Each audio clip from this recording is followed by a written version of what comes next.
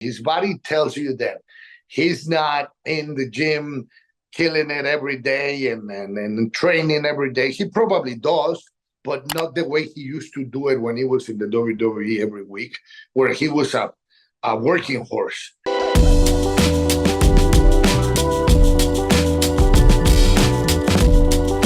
I am here to talk to the AAA mega heavyweight champion, Alberto El Patron, who will face Gonzalez in Puerto Rico very soon. I think it is this weekend, right, champion? Amigo, what's going on? It's always a pleasure to see you and all the fans around the world. And yes, I'm going to be defending the mega championship in Puerto Rico this Saturday for, they call it Septiembre Negro, the Black September, because according to Latin cultures, in September bad things happen. So really bad things will happen to Gonzalez this Saturday against Alberto Del Rio. Can you show the title to the audience? Oh, yes, of course. Look at this.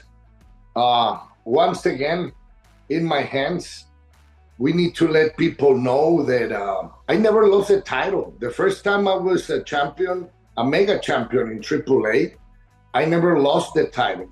I was supposed to defend the title against Rey Mysterio, but then it was when I got in negotiations again with the WWE back in 2017, I guess it was 2017, and I had a second run with the company and stuff. So that match never happened, and I left the title on the table. So technically, I never lost this beautiful championship, and now it's in my hands again. Now it's part of my collection of titles. You think you know all the wrestling stories? There's more you haven't heard yet. Join us on Backstage Pass. All the wonderful people at World Wrestling Council, all of them told me how much, winning the Universal Championship means to you. So can you tell our audience why it is so important? Why this title was so important for me? This and the Universal Championship. I think you're going to compete for it this weekend. Yes. Well, this title in particular, because this title came after all those years where I had to battle against injustice and the lies and deceits of the world.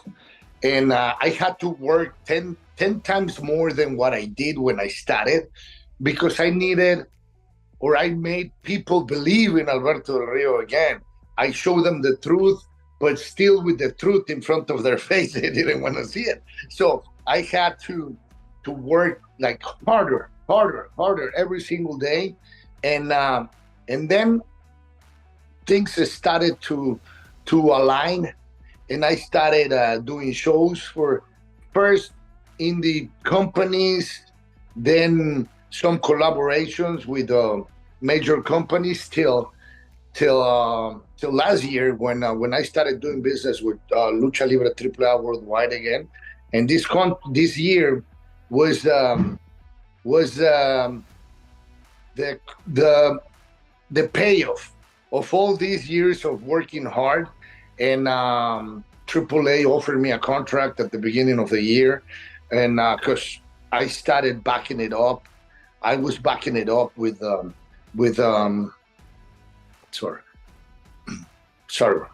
was backing it up with packed houses, sold out buildings every single night, fantastic matches, and this is a result of all that hard work, and especially because that people that don't want to see Alberto Del Rio succeed. This was the way of telling them, you can't stop me. I'm unstoppable. You can't stop a man that knows what he's fighting for. And these days, I know exactly why I'm fighting for. It's not more for money. It's not more for fame.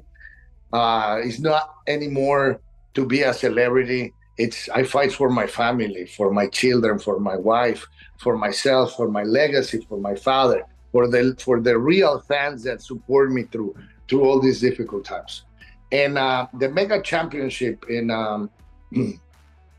the Universal title in Puerto Rico, it's because that's the only title that I haven't been able to conquer. I tried twice. One time in 2016 against Gonzalez, and I couldn't take it. I couldn't take it away from him. And then the second time against Carlito. I don't remember in which year that match happened, but same result. I couldn't take the title away from Carlito. So this is gonna be my third chance, and they always say that the third time it's a good one. So we'll see. I have been working harder than ever. So I don't think Ray Gonzalez has what it takes to stop Alberto Del Rio. This Alberto Del Rio, because I'm completely focused. Not that I wasn't focused in the past, but now it's just different. I'm enjoying absolutely everything. Waking up in the morning, going and training in the morning, doing sparring, taking a flight, being in the plane for 3, 4, 5, 7 hours, whatever it is, to go and perform. And I'm enjoying every single piece of the ride. I am so glad to hear that. And congratulations. I have interviewed you so many times. And every time you have told me that, Dolph Ziggler or Nic Nemeth was one of your greatest opponents. And you won the championship from him. What is it like facing him outside of WWE? Well, he got it first. In the first, because we need to let the audience know that in Mexico, we celebrate 3 Triple Manias, which is 3 major events, and we call them Triple Manias. The first one was in Monterrey. Triple Mania number 1 was in Monterrey at the beginning of, the beginning of March. I'm asking my wife about the dates because he knows the dates more than I do. So at the beginning of March, we had Triple Mania Monterrey, and it was Alberto, a big night. For the first time after many years, Alberto was performing in a baseball stadium, 24,000 people, sold out building. So for everyone was the night where Alberto was going to tell the world, I'm back. And nobody can stop me. And but Nic Nemeth, Dolph Ziggler had a different idea, and he came to Monterrey. He came to my country, and he said, "No, not tonight, brother." And he ended up winning the match fair and square in the middle of the ring, in front of my people, in front of my wife, my kids. It was a really difficult night for me, but that made me go back to my roots. I went back to my hometown, the place where I was born, San Luis Potosí, and I went back to all the beat-up gyms where I started training amateur wrestling and boxing and lifting weights in a different way, changed my diet, changed absolutely everything. Pretty much like Rocky the Third, the movie. Went back to my roots and it worked. It paid off.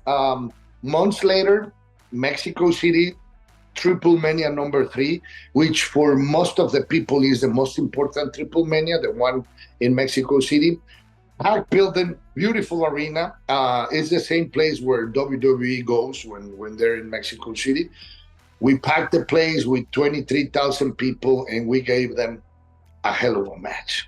A beautiful match with a beautiful story, and at the end of the night, I ended up winning this in front of my people, in front of my wife. Couldn't do it in front of my children because they were in school, but I brought it home and I gave it to them. Beautiful story for sure, man. You told me some time ago that when you and Dolph Ziggler first met, you guys did not see eye to eye. Maybe there was some kind of a conflict initially. Then later on, you discovered how your chemistry is.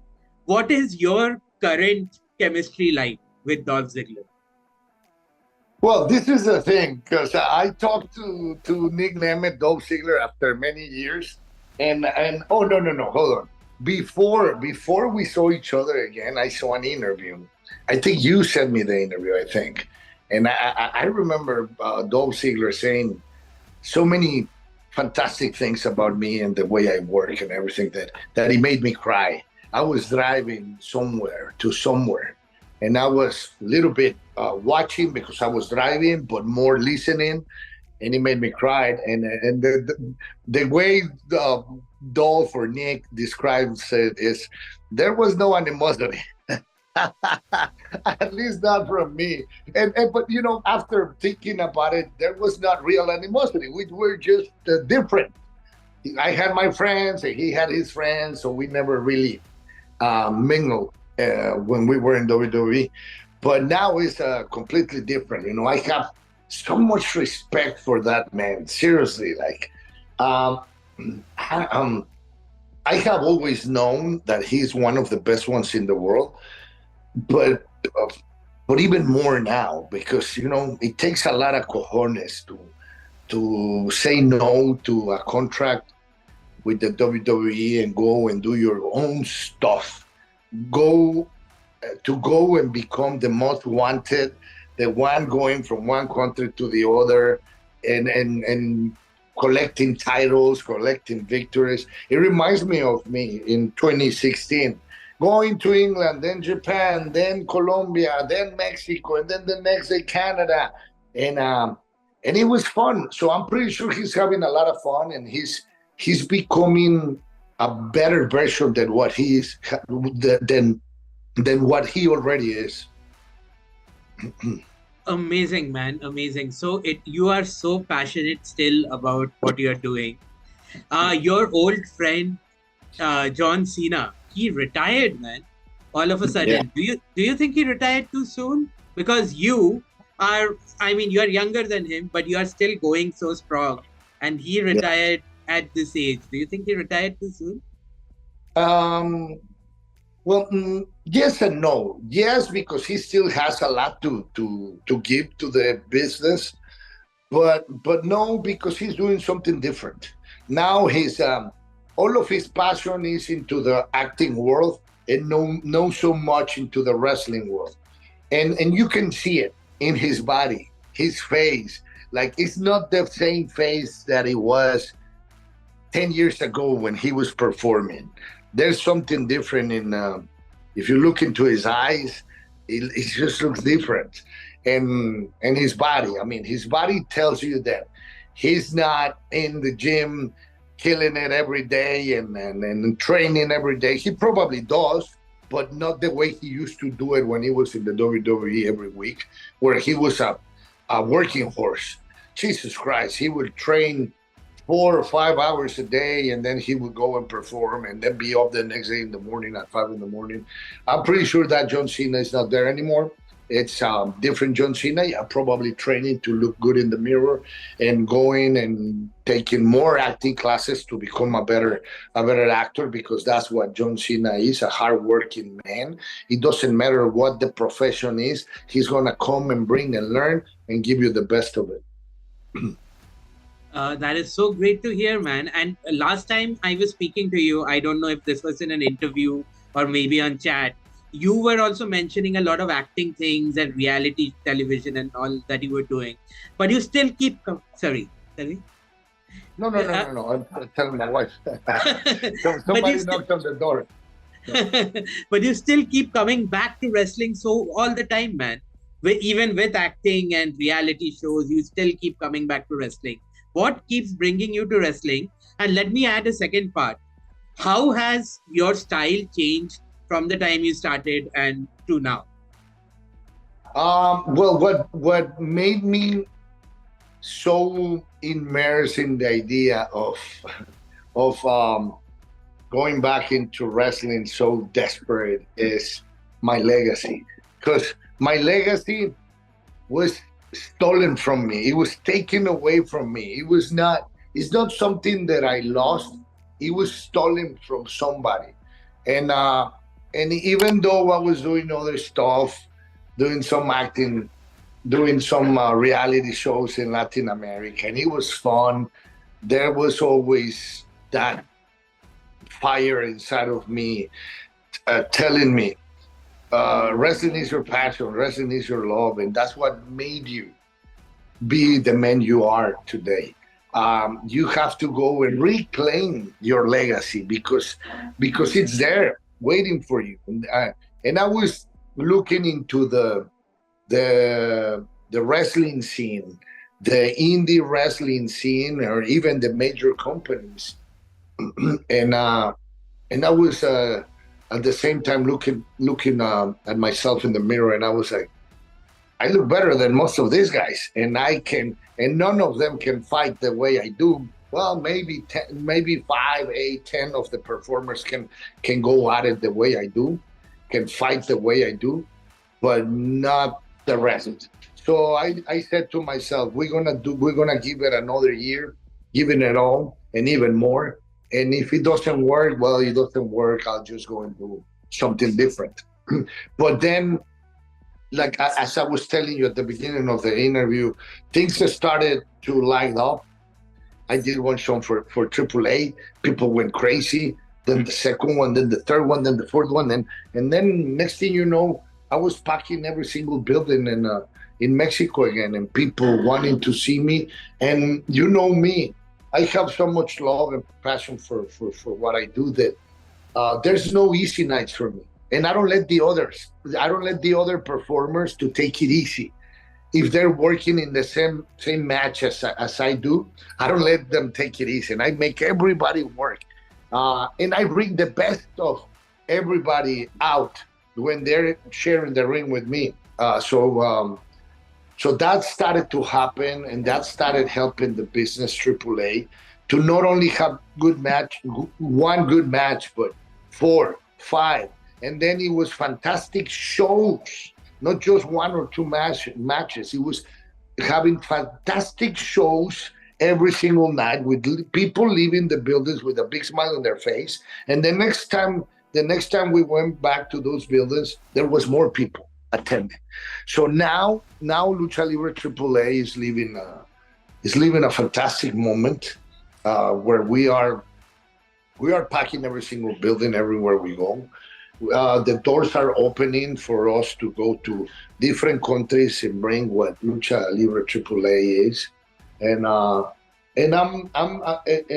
it makes me really happy to be part of it, or to be one of the major pieces to make this happen in my company.